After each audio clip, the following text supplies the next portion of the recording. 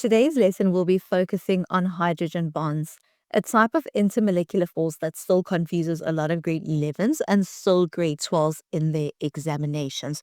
This is a very important topic not only for your grade 11 assessments, but also for your grade 12 prelims and final examinations, which is currently coming up.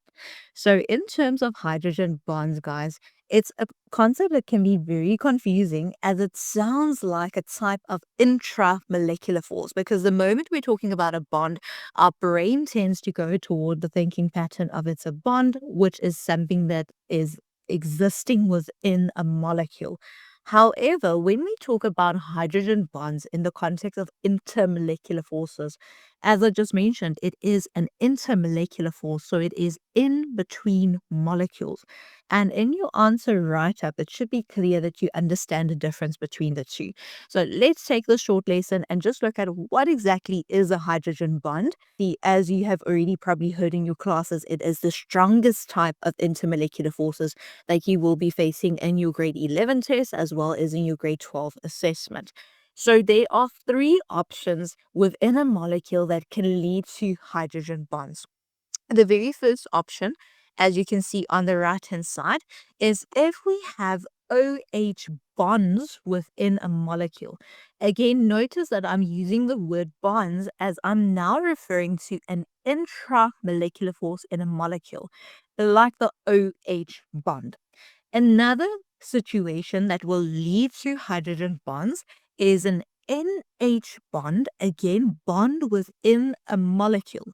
And then finally, the type of hydrogen bond that we can deal with is an FH bond within a molecule. Now, guys, important to understand that it is due to these bonds within the molecule that we get a situation that we're sitting with intermolecular forces in between the molecules. And the confusing part comes in due to the fact that we call these hydrogen bonds. However, we're actually referring to the intermolecular forces, which is emphasizing that this is in between molecules. So when you look at hydrogen bonds, really breaking up anything, you are only overcoming intermolecular forces so that the molecules can move further apart. And obviously, this exists very often in past papers in the context of explaining why something has a higher boiling point or a melting point. So let's backtrack for a second. What exactly is the hydrogen bonds then?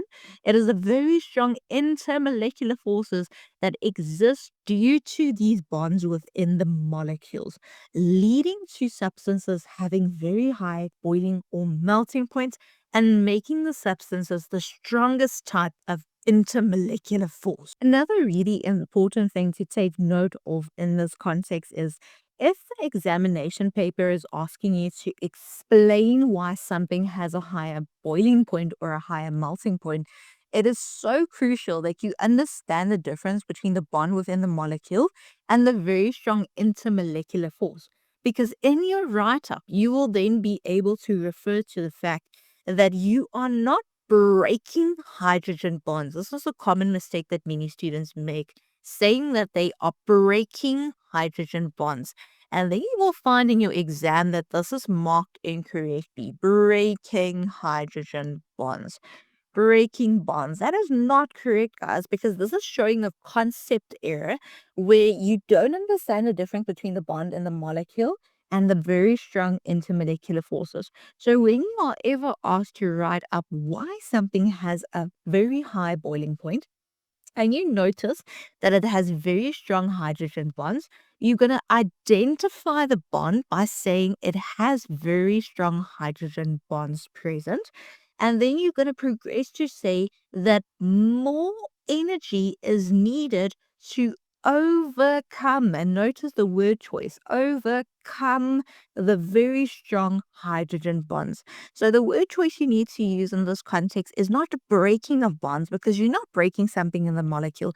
You are overcoming these forces, these intermolecular forces which exist between molecules. And the moment which they are overcome, we can allow the molecules are allowed to move further apart, allowing it to change phase. So word choice very important in this context.